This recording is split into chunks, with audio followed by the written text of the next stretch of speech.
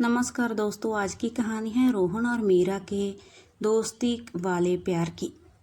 रोहन और मीरा की दोस्ती तब शुरू हुई थी जब से वह सिर्फ 6 साल के थे। वह दोनों शिमला की एक खूबसूरत वादी में एक दूसरे के पड़ोसी थे।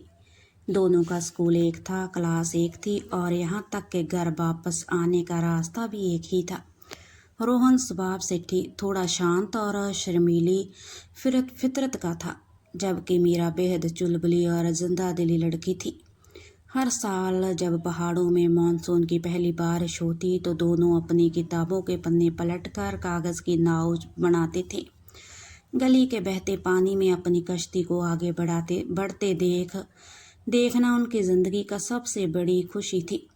रोहन हमेशा अपनी नाव पर एक छोटा सा लाल निशान बना देता था और मीरा से कहता, यह मेरी नाव नहीं, यह मेरा दिल है जो हमेशा तुम्हारी नाव के पीछे पीछे चलेगा।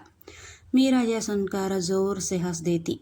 बचपन के उस मासूम दौर में दोनों को प्यार शब्द का मतलब तो नहीं पता था, लेकिन यह ज़रूर जानते थे कि वह एक दूसरे के बिना अधूरे हैं। वक्त पंख लगाकर उड़ रहा था। दोनों अब 16 साल के हो चुके थे और 10वीं कक्षा में थे। अचानक एक दिन रोहन के पिता का तबादला दिल्ली के एक बड़े दफ्तर में हो गया। यह खबर दोनों के लिए किसी झटके से कम नहीं थी। जाने की सुबह तय हो चुकी थी। विदाई के वक्त मीरा की आंखों में आंसू थम नहीं रहे थे। रोहन ने अपनी जेब से एक सूखी हुई कागज की कश्ती निकाली, जिसे उसने बहुत संभाल कर रखा था। उसने उस पर पेन से लिखा, दूरी चाहे कितनी भी हो, मैं लौट कर आऊँगा। उसने वह कश्ती मीरा के हाथों में थमा दी और भारी मन से गाड़ी में बैठ गया। मीरा तब तक गाड़ी के पीछे भागती रही जब तक कि वह आंखों से ओझल न हो गई।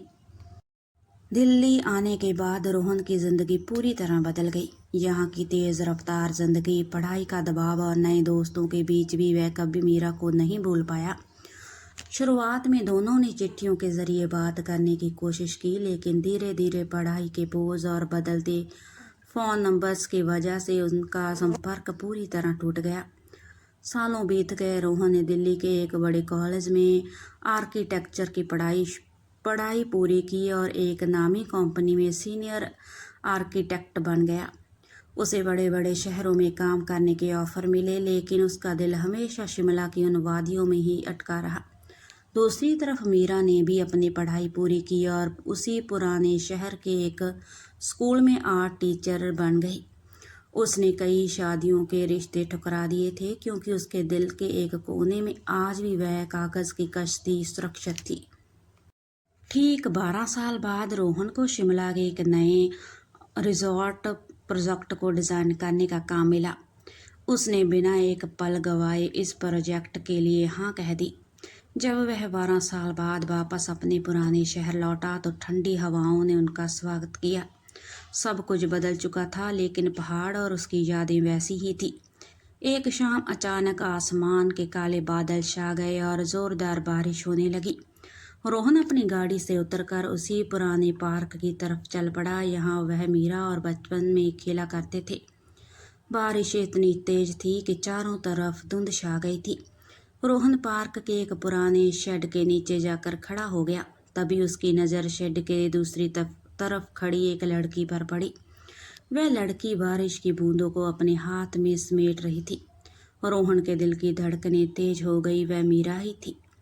रोहन ने तुरंत अपनी पॉकेट डायरी से एक पन्ना फाड़ा। बारिश के पानी में भीगते हुए अपने बचपन की तरह एक कागज़ की कश्ती बनाई। उसने उस कश्ती पर अपनी पुरानी लिखावट में लिखा, मैंने कहा था ना मैं वापस आऊँगा। उसने चुपके से उस कश्ती को बहते हुए पानी में छोड़ दिया। कश्ती तैरती हुई ठीक मीरा के पैरों के पास जाकर रुकी। मीरा ने चौंक कर नीचे देखा। जैसे ही उसने उस भीगे हुए कागज़ को खोला और उस पर लिखी लाइन पढ़ी, उसकी आंखों में आंसू छलक पड़े। उसने घबराकर चारों तरफ देखा। सामने छतरी हटाए रोहन खड़ा था। उसकी आंखों में वही बचपन की मासूमियत और ढेर सारा प्यार था। मीरा भागकर रोहन के गले लग गई। 12 सालों का लंबा इंतज़ार, अब हर रोज़ की तड़फ और वो खामोश मोहब्बत, सब कुछ उस एक गले मिलने में पिघल गया। बचपन का अधूरा खेल आज उनकी ज़िंदगी की सबसे खूबसूरत हकीकत बन चुका था। दोनों ने हमेशा के लिए एक दूसरे का हाथ थाम लिया। ये कहानी आपको कैसी लगी? लाइक, शेयर और कमेंट में ज़रूर बताएं। धन्यवाद।